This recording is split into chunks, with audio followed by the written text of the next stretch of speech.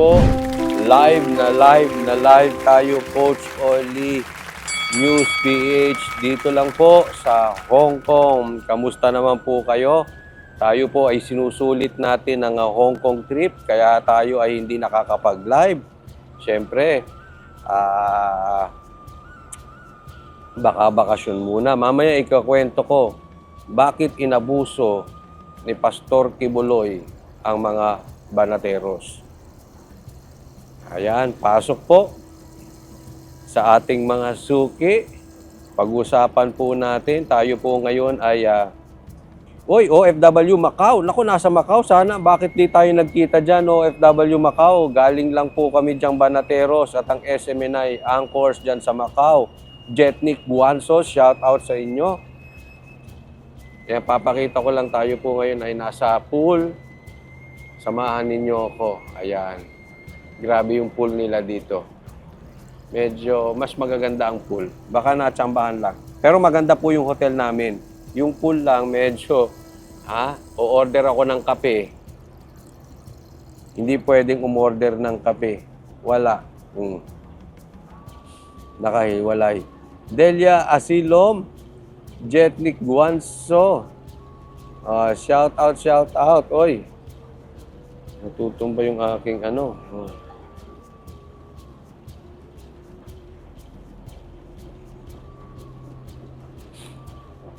Aurea, Hawaii. OFW, pinsan ko, tour guide. Oy, thank you. Jenny Balangkit, Solid Isko, Florinda yon. Shout out sa iyo. Nandito pa rin kami sa Hong Kong. Dito kami nag-i-stay sa ano bang pangalan nitong hotel nito? Marco Polo Hotel. Muli po, maraming salamat sa SMNI. Ito po ay nagmistulang pag-welcome ng SMNI diyan sa Banateros sa kanilang channel. Bisdak Aki, Celestina Suyat, Lynn Ramos from Germany, Ricky de la Cruz, Jenny Balangkit, Solid Isko DDS. Ayun.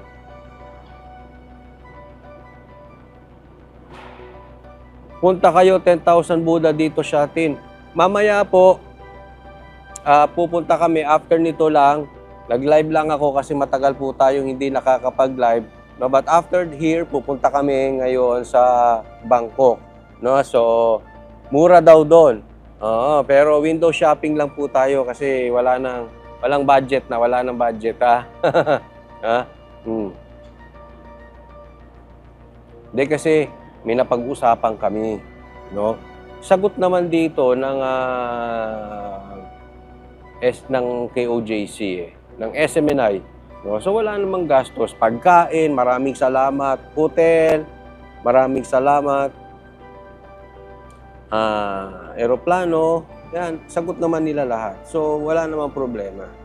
Siyempre, sinagot ko lang yung parents ko, eroplano, siyempre, kung magsha-shopping ka, no? Pero may pinag-usapan po kasi kami. Oo. Kaya medyo tipid-tipid konti dahil nag-uusap kami. Banateros, magja-Japan. Nako! Sasama po tayo sa Japan sa December. Nako, mapagbibintangan na naman bayaran ng Banateros. Tuwing nagpupunta si Banat Bay sa Japan, napagbibintangan bayaran. Eto, nako. Sasama pa Banateros. Nako. Punta kayo City Gate, makakabili 3 pair of shoes, 700. Saan yan? Saan yan City Gate? Malapit ba yan? Ang pupuntahan daw namin ngayon ay mura daw doon sa ano ba yung pangalan ng mura daw dito? Tangchung. Tangchung. Kung nanonood yung daddy ko. Nanonood daw sila Tangchung dyan, puntahan natin sa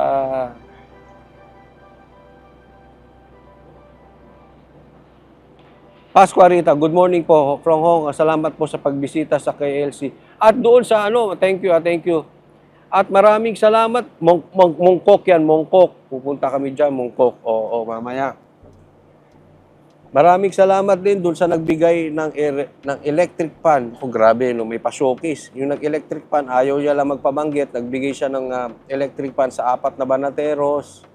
Oh, may pabaon pa para kay PRRD na electric fan. Uy, grabe.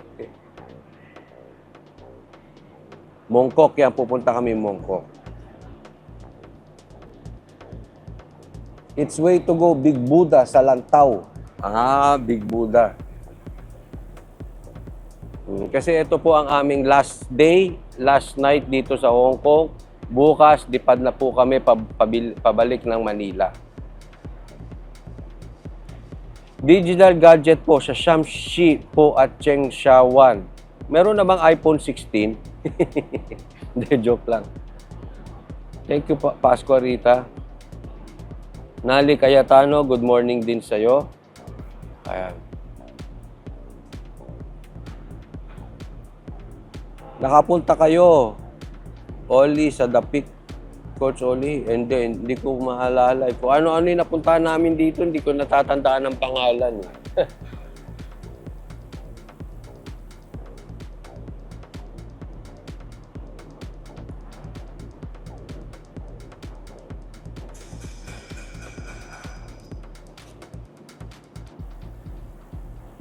Lynn Villarino. Ito po, ikukwento ko lang, no? Maraming salamat po muli sa SMNI, sa KOJC, KLC Hong Kong, at higit sa lahat, kay Pastor Kibuloy. Maraming salamat dahil yung imbitasyon niya dito, yung imbitasyon sa amin, sa Banateros, kila Dr. Abadoy, kila Ka Eric, sa mga taga SMNI anchors, sa mga DDS vloggers, no? Siyempre, higit sa lahat sa Banateros, kami po yung nagpapasalamat. Dahil grabe po ang Clint Nelson shoutout, grabe po ang suportang ibinigay niya. Bagamat gaya ng sabi ko, ito po ay hindi namin hiningi. Pero ito ay binigay sa amin kahit po kami ay hindi members. Ganyan po ka-generous si Pastor Kibuloy. At saka yung ibinigay niya sa amin, hindi po yung parang pitchi-pitchi. Hindi yung parang ayuda ni Tambaluslos na bibigyan ka 1 kilong bigas, 1 lata ng sardinas. Hindi po. Ipinakita niya sa amin na mataas ang tingin niya sa amin. Pinag 5-star hotel niya kami. Pinapunta niya kami sa Macau. 5-star hotel. Business class ang eroplano, ang pagkain namin, grabe. Doon namin na-experience, parang naabuso kami sa pagkain. Inabuso kami ni Pastor sa pagkain, sa totoo lang. Katatapos pa lang ng buffet, may buffet na naman. Hindi namin alam kung paano pagkakasyahin, kaya halos magkasira-sira ang tiyan ko. Nag-acid na naman po ako dahil sunod-sunod ang buffet, sunod-sunod ang pagkain. Lahat po. Actually, sabihin ko nga sa inyo, yung dalhin kami dito ni, "Uy, si Astrid, Coach Oli, thank you. And you're the best. God bless po." Nako, bakit ngayon ka lang, Astrid? Ito si Astrid, matagal na nating kaibigan na. Na-meet ko siya finally for the first time dito sa Hong Kong. Ayan. So patuloy ang laban, Astrid Elia, ha? O, dito sa Maisug, Hong Kong. Thank you, thank you. Black Mamba, o, ito si Black Mamba, na-meet din natin. O. Clarity.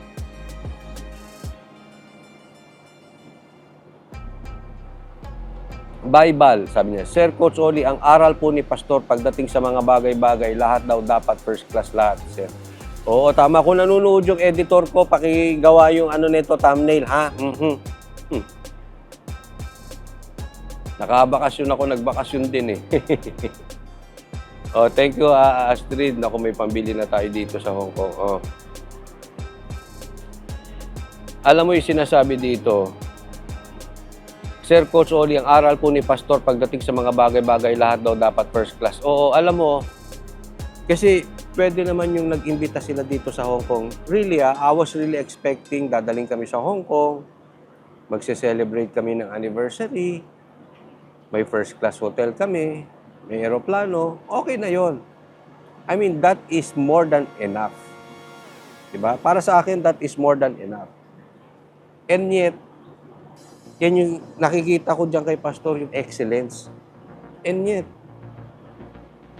binigyan pa kami ng tour guide. May nakaposto sa amin para kami alalayan. Pati yung transportation, pag ikot-ikot namin dito sa Hong Kong. First class din. Mismong sasakyan, di umano, ni Pastor Kibuloy, Alphard.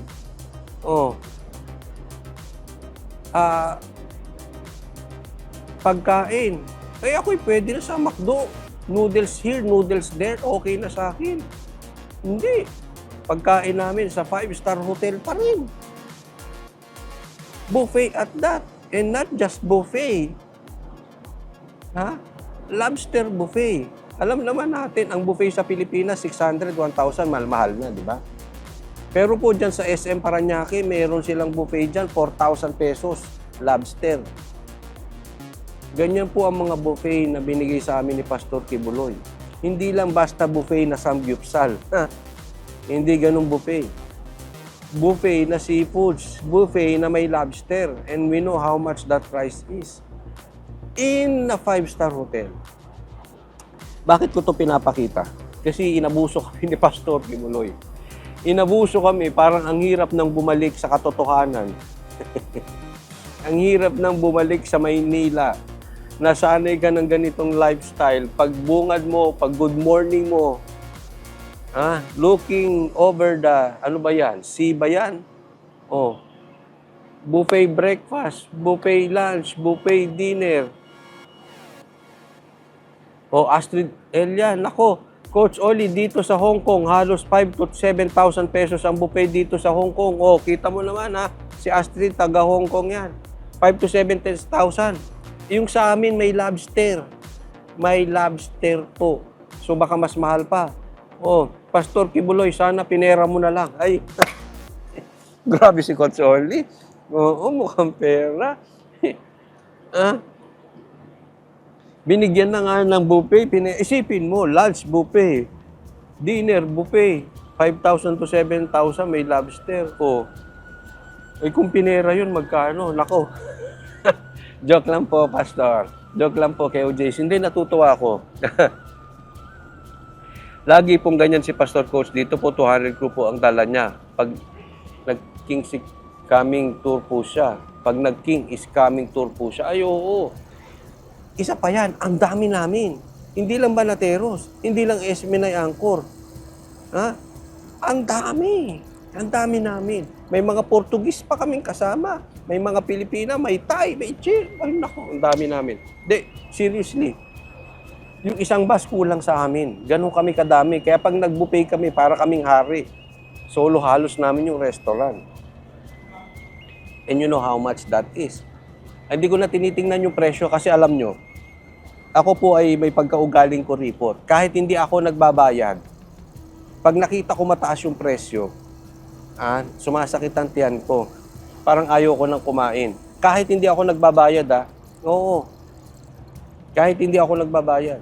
Hindi ko na tiningnan yung presyo. Kaya lang sinabi ni Astrid, nasa 5 to 7,000. Last time nag-Japanese restaurant kami, nasa 15K pesos each. Uy, grabe. Social to si Astrid, no? Sana mapa-experience niya. Pero honestly, punong-puno na yung tiyan namin. Hindi pa natutunaw yung kinakain namin, buffet na naman. Ganun po katindi si Pastor Kibuloy. Alam nyo, hindi lang po yung pagiging extravagant. Parang walang mic? Hindi. Nakikinig nila ako eh. Wala ba? Hindi yan pagiging extravagant, alam nyo. Para sa akin, yan po ay pagpapakita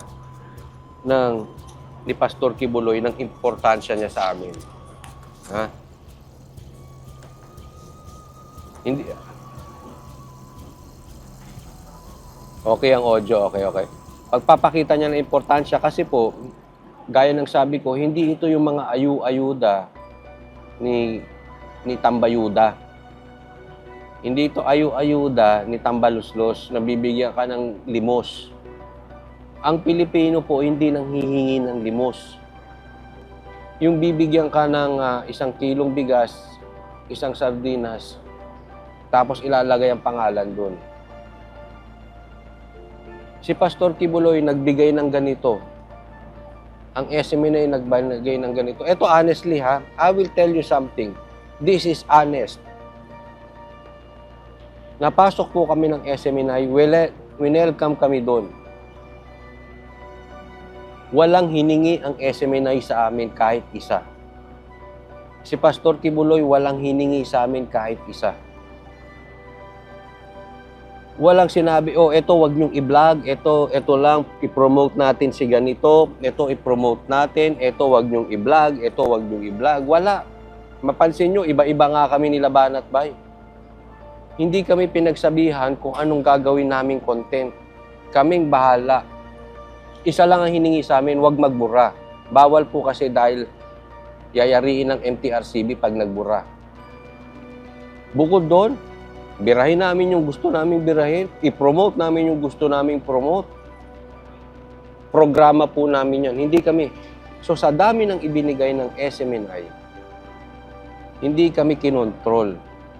Ibig sabihin, lihitimong bigay. Lihitimong bigay. Nagbigay na hindi nag-aantay ng kapalit. Hindi katulad nung iba, nagbigay lang ng bigas na 1 kilo, nakalagay pa yung pangalan. Ito hindi kami sinabihang pasalamatan nyo si pastor. Hindi kami sinabihang pasalamatan ng SMNI. Aurea Haway, maraming salamat po. Hindi yung nakalagay yung pangalan na kailangan iboto siya. Walang ganun. At pinakita niya yung class. Alam mo, sa totoo lang, masaya na kami, McDonald's, dalahin kami. No. Pero hindi. Pinakita niya yung respeto sa amin. More than what we expect, He gave.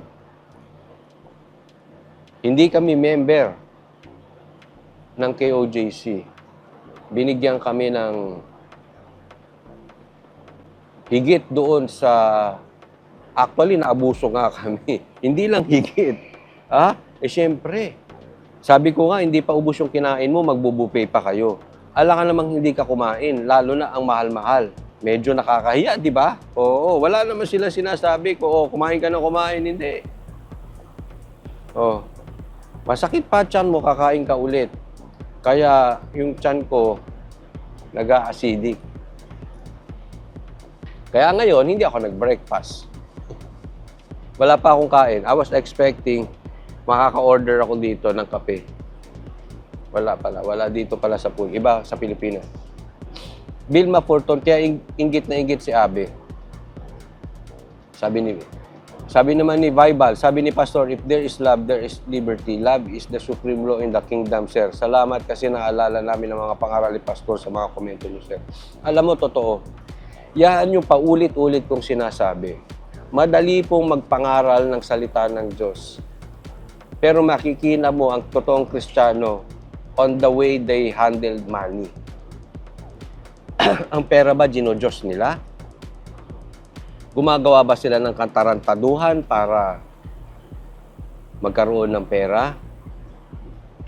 Ang lalim ng karakter ng tao, kita mo lang. Kung paano sila humawak ng pera, paano sila kumuha ng pera, paano sila magkakapera. It evolves around money. Si Pastor Kibuloy, totoo-totoong yung sinabi niya. Kasi sinabi niya sa amin yun. Nung first meeting namin, sabi niya, ang prinsipyo daw kasi magbigay na magbigay sa tao.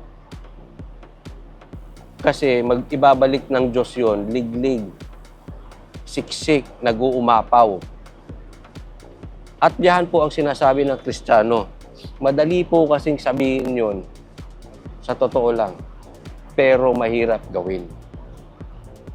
Alam ko yun, alam nyo, alam natin lahat yun. Magbigay ka, ibabalik sa'yo 10 times more than.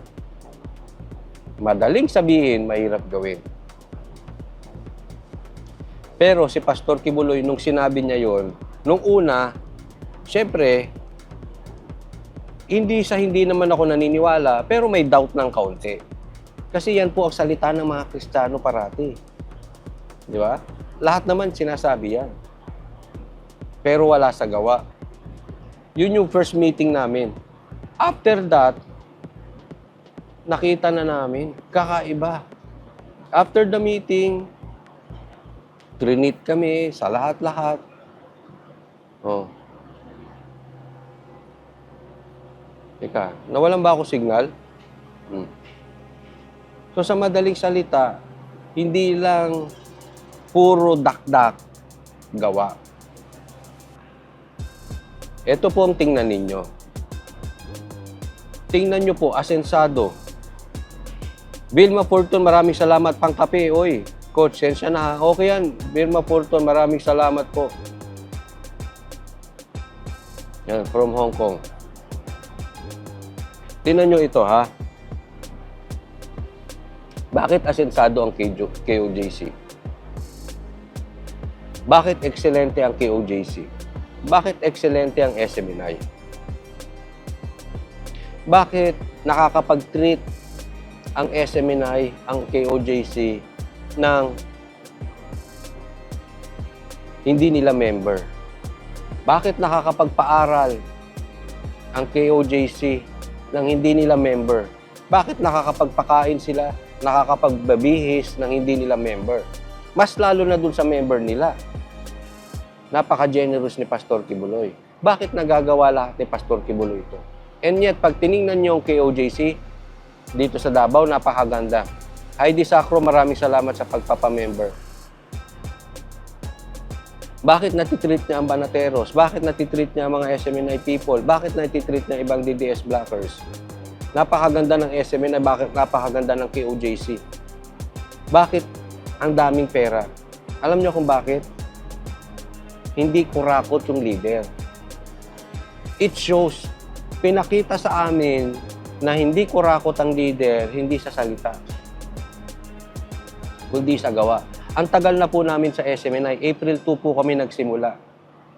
Yung nakita namin sa KOJC, nung unang punta namin sa Davao, at napasok po kami sa SMNI, parehas po ang sistema ng mga tao. Lahat po sila polite. Lahat sila magagalang, walang malaki ang ulo, lahat po sila giver. Na-disciple ng maayos ni Pastor. Higit sa lahat, hindi nakukurakot ang pera. Kaya napaganda yung kingdom. Kaya napaganda ang SMNI. Kaya kahit hindi member, napapag-aral. Kahit hindi member, natitreat. At hindi basta pag-aaral, hindi basta natitreat. Excelente. Excelente. Hindi po binibigyan ng ayuda. Binibigyan ng magandang ano lang ako. So, doon pa lang kitang-kita na natin medyo Bible, maraming salamat. Mabuhay ang mga Banateros. Nagkakaisa din po ang KOJC sa mga bagay-bagay. Sana di kayo magbabago sa KOJC. Ay, hindi po. Itagaan nyo sa bato. I am not Mike Abe. Bagamat ako ay hindi member ng KOJC, hindi po ako traidor. Alam po yan ng mga kaibigan ko. Yung mga kaibigan kong vlogger, magkakaiba man kami ng paniwala, iba-iba na kami sinusuportahan. May mga vlogger akong kakaibigan na sumuporta na sa Marcos. Pero hindi ko sila binabanatan. I am no Mike Abe. Hindi po ako magta-traidor kay Pastor Kibuloy, sa KOJC at sa SMNI. O, kita mo, meron na nakapasok. Inggit. Ha? O. Bahala na moderator sa mga inggit.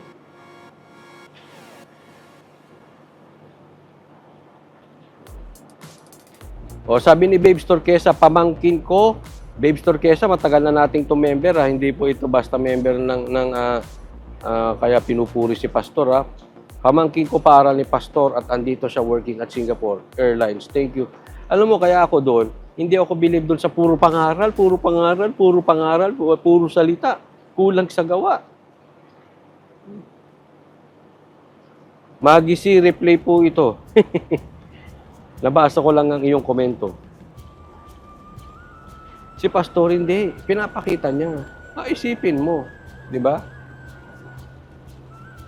Makikita mo ang leader sa tao. Tingnan mo yung tao nila, hindi mayabang. Bakit? Yung leader hindi mayabang. Yung members, tingnan mo, polite sila, generous, kind. Lahat po sila ha. Wala akong nakitang taga KOJC na mayabang. Even yung mga matataas na anchor, matataas ang posisyon sa SMNI. Matataas ang posisyon, ngunit nagsisilbi sa amin. Ganyan po sila ka-humble. Yung humility sa kanila, hindi salita, gawa. Diyan mo makikita na yung members talaga ay may magaling na leader.